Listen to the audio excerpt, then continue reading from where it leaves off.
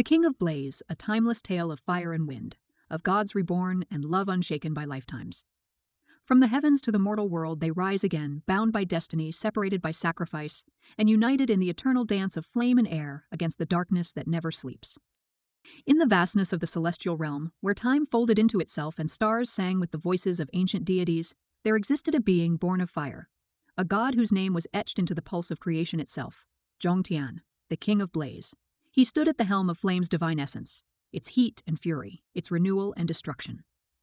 Flame was not merely his power, it was his nature, coursing through him with volatile grace, making him at once a guardian and a threat to the ordered balance of heaven.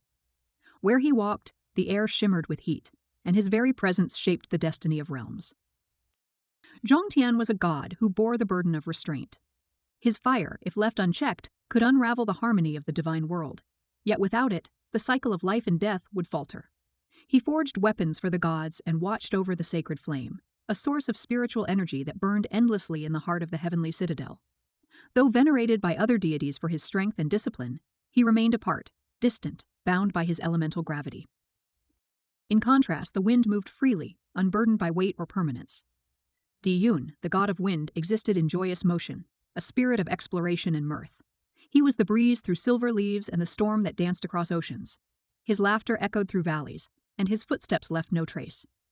Unlike Zhongtian's heat, which consumed, Diyun's wind stirred life, whispered secrets, and gently carried change into even the stillest corners of the heavens. He was beloved by the other gods, elusive yet ever-present, impossible to capture but always remembered. Where the fire stood still, wind came and went. Yet in their opposition, they found completion. Over time, Diyun drifted often toward the flame, intrigued by the solemn figure who sat apart from the revelry of divine courts. Zhongtian, though cautious, found comfort in the wind's playfulness. Together, they learned to temper each other. Zhongtian's fire grew warmer, more human, while Diyun's restlessness softened into rooted joy. Their bond deepened beyond camaraderie into something profound, unspoken, but unmistakable. But love between elemental gods was a dangerous thing. The laws of heaven forbade such unions. Harmony must be preserved, and emotional attachments among immortals were considered pathways to chaos. Their bond defied celestial law, yet neither could sever it. Though they kept their affection hidden from the court, their spirits began to entwine in ways that could not be concealed forever. In the fullness of time, a shadow passed over the celestial realm. An ancient evil, long sealed beyond the veil of existence, stirred once more. These forces, born from chaos and ambition, threatened to breach the heavenly gates and cast darkness across the sacred domains. The gods rallied, forming alliances and mustering their strengths to defend the order of creation. Zhongtian, as one of the great elemental guardians, led the vanguard. His fire was the front line against corruption. Diyun, against the will of the Celestial Council, joined him, unwilling to let his beloved face the storm alone. The war that followed scorched the heavens and stained the stars. Demonic creatures, monstrous in form and cruel in spirit, poured through celestial rifts, wielding dark energies that twisted time and memory. Armies clashed across the skies. The sacred flame flickered, strained by the unrelenting chaos. In the heart of battle, Zhongtian fought with unmatched fury, his fire a wall of brilliance and death. Beside him, Diyun wove through the enemy like a whirlwind, scattering destruction with every sweep of his power. In a fateful moment, a rift opened behind Zhongtian, unnoticed in the heat of war. A spear of void energy imbued with ancient hatred sped toward him. Diyun, ever watching, surged between the weapon and its target, absorbing the fatal strike. His divine body fractured, collapsing into wind and light. In his final moments, he smiled not with sorrow, but with peace. Zhongtian's scream tore through the heavens. His fire, no longer restrained by discipline, exploded outward in a supernova of grief. The battlefield was consumed in flames. Friends and foe alike were scorched by the inferno that followed.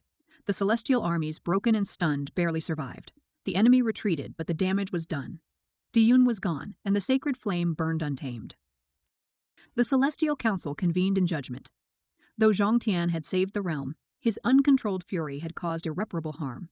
He had defied law, embraced forbidden love, and wielded his power with reckless abandon. As punishment, he was cast out of the divine realm, stripped of his godhood, and sent to the mortal world to live as a man until he atoned. His memories were sealed. His fire remained, buried deep, dormant until destiny called once more. In the mortal world, during the golden age of the Tang dynasty, Zhongtian was reborn. No longer a god, he lived as a skilled blacksmith and metallurgist, his hands instinctively drawn to the forge. In the mountain city of Luoyang, he became known not for his name, but for his work. blades that sang and armor that shimmered with inner fire.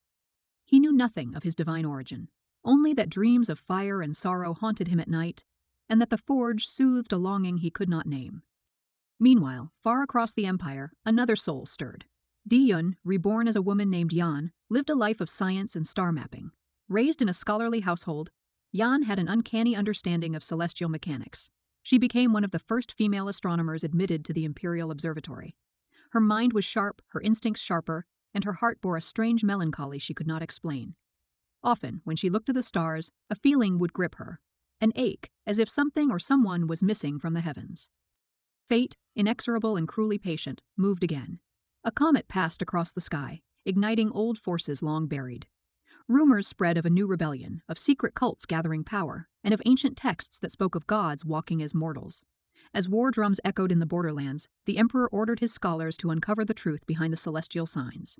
Yan, tasked with decoding strange symbols found on a stone tablet unearthed in a remote province, traveled to Luoyang in search of metallurgical expertise. There, among the heat of the forge, she met Zhongtian. Neither knew the other. Yet something passed between them, an energy, subtle and unnerving, as though time had paused to witness their reunion. He offered his help with the deciphering of the metal inscriptions, and she found herself returning often, not only for work, but for the comfort of his silent presence. He was distant, yet not unkind. She was curious, yet respectful. The pull between them grew steadily, quietly, until dreams returned in greater force. Zhongtian began to see images of a man cloaked in wind, of laughter lost to flame. Yan dreamed of fire and pain, of a lover taken in the blink of a god's eye.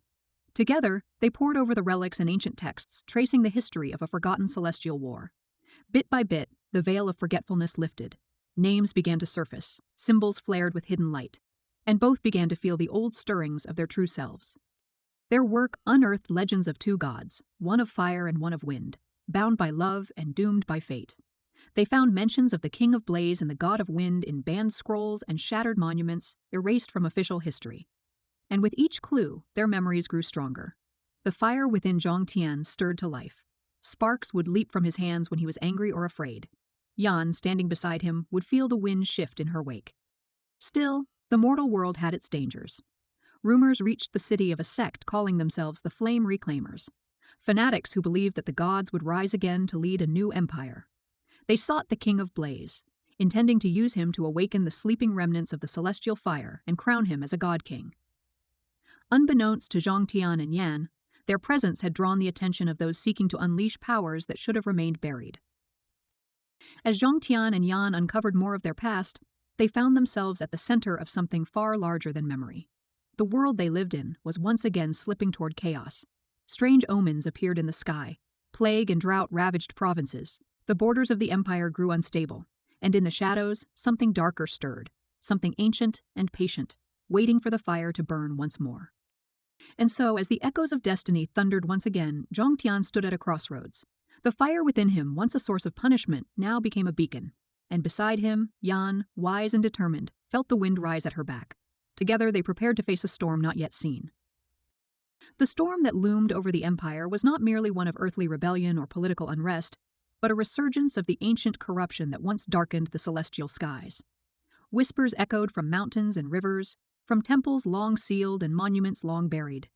The demonic forces that had once waged war upon the heavens had not perished, only slumbered, preserved in fragments of shadow scattered throughout the mortal world. And now, drawn to the rekindling of the King of Blaze's fire, they stirred once more. Zhongtian, though still caught in the form of a mortal, could no longer deny the fire that pulsed beneath his skin. It responded to his will more fluidly with each passing day, flickering with awareness, speaking in sensation and memory. He remembered now the halls of the celestial palace, the clang of divine blades in battle, and the wind that once circled him like a lover's embrace. He remembered Di-yun not only as a god, but as a presence stitched into every thread of his being. Yan, too, felt her identity unfold. She no longer saw herself as merely a scholar or astronomer. Her dreams grew clearer, her senses sharper, and her understanding deeper. She recalled her past not only as a series of moments, but as an essence wind that never rested, joy that never aged. She embraced both her mortal form and her divine memory, recognizing that neither invalidated the other. In the fusion of past and present, she became whole. Together, they sought answers. They traveled to ruined temples hidden beneath roots and rock, followed constellations mapped by celestial calendars long outlawed, and consulted with surviving members of secret sects who had dedicated their lives to preserving the memory of the gods. From them, they learned that the world had entered a cycle, the rise and fall of spiritual forces, repeating every epoch. The gods had never truly vanished. They had been forced into slumber by the weight of time and mortal disbelief.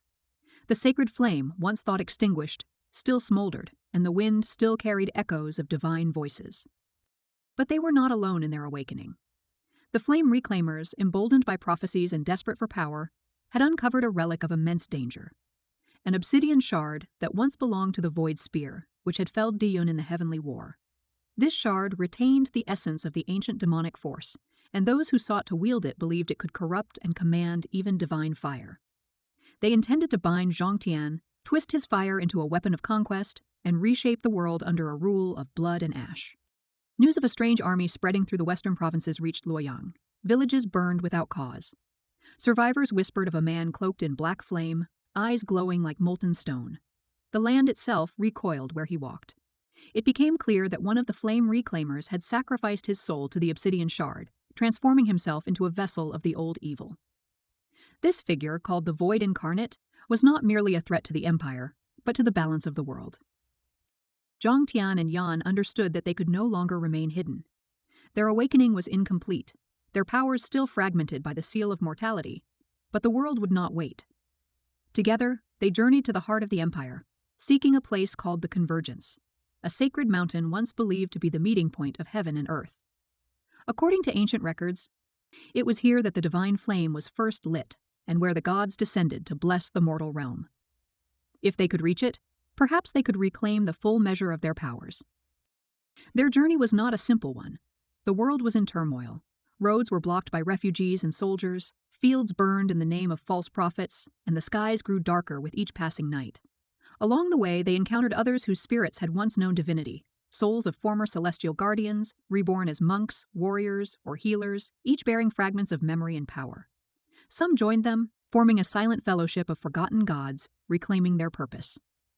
When they finally reached the base of the Convergence, the mountain stood cloaked in silence, its slopes untouched by the corruption spreading below. The air trembled with energy. At its peak, the remnants of the divine flame flickered weakly, its glow dim but persistent. Here, beneath the stars, Zhongtian knelt before the sacred fire, offering his mortal pain and divine memory as fuel. Yan stood beside him, her wind encircling the flame, coaxing it higher, guiding it toward renewal. The fire roared to life, not with destruction, but with clarity. In its light, Zhongtian's godhood returned not as it once was, distant and severe, but now forged anew, tempered by love and loss. His body blazed with divine energy, and his eyes burned with the knowledge of who he was. Yan, too, transcended, her form alight with wind and wisdom. She had embraced her mortality and divinity both, becoming something greater than either alone. Where once stood a blacksmith and an astronomer, now stood gods reborn, elemental forces clothed in human resilience. Yet no ascension passed unnoticed. The Void Incarnate, sensing the flare of celestial energy, marched upon the mountain. His army followed, creatures twisted by demonic essence and mortals seduced by the promise of eternal power. The earth cracked beneath them, and the sky dimmed with their coming. At the peak of Convergence, the final battle began. The clash of divine and corrupted power shook the mountain. Zhongtian met the Void Incarnate in a maelstrom of flame and shadow. His fire, once wild with grief, now danced with precision, every movement honed by centuries of remorse and rebirth. He did not fight in rage, but in remembrance. Each strike was a tribute to what had been lost and a vow to protect what remained. Yan soared through the battlefield, her wings slicing through legions of darkness, scattering their forms into mist. She moved not in fury, but with conviction. Where once she had sacrificed herself to save Zhongtian, she now fought beside him as an equal, wind and fire in perfect harmony. Their powers intertwined, a storm of divine vengeance that tore through corruption like dawn breaking through night. The Void Incarnate, though powerful, was not whole. He was a vessel, driven by hatred and greed, lacking the soul that gave gods their strength. Zhongtian struck deep into the heart of his shadow, his flames unraveling the threads of the obsidian shard. But the darkness resisted, seeking to consume him. For a moment, it seemed the fire would be extinguished once more. Then Yan, remembering the past and seizing the present, called upon the full force of her essence. She summoned a vortex of wind so pure, so bound to the memory of life, that it tore the shard from the Void Incarnate's chest and cast it into the heart of the sacred flame. There, the darkness burned not with hunger, but with transformation. The obsidian, once the source of death, melted into light. With the shard destroyed, the demonic forces scattered, their connection severed. The sky cleared, the stars returned, and the mountain stood serene once more. Zhongtian and Yan, though weary, stood victorious, not merely as gods, but as saviors born of mortal strength and immortal will. In the days that followed, peace slowly returned to the empire. The surviving soldiers laid down their weapons, and the twisted lands began to heal. Temples were rebuilt not in reverence of distant gods, but in celebration of those who had walked among men and protected them. The legend of the King of Blaze and the God of Wind spread across the land, not as myth, but as history. Zhongtian and Yan did not return to the celestial realm. They chose instead to remain in the mortal world, guardians of a balance too fragile to be left unattended. They built a sanctuary atop the convergence, a temple of wind and fire, where scholars, sages, and seekers could come to learn the truths hidden by time. They walked the earth in quiet solitude, their love no longer forbidden, no longer cursed by divine law. For in their union, the world had been remade.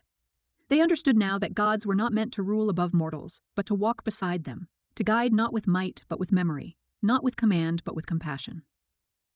Years passed, then decades. The sanctuary endured. Zhongtian's forge remained lit, its flame eternal. Yan's star maps continued to evolve, charting the changing heavens and teaching new generations to listen to the sky. They grew old in body, though their spirits never dimmed.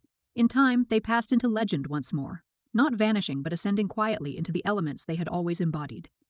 The fire continued to burn, a symbol of resilience. The wind continued to roam, a whisper of freedom. And whenever the world faltered, stories were told of a man of fire and a woman of wind who had once saved all things. Their love, bound not by fate but by choice, endured beyond lifetimes.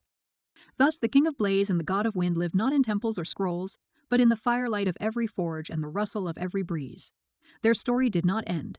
It simply returned to the sky, waiting to be remembered once more.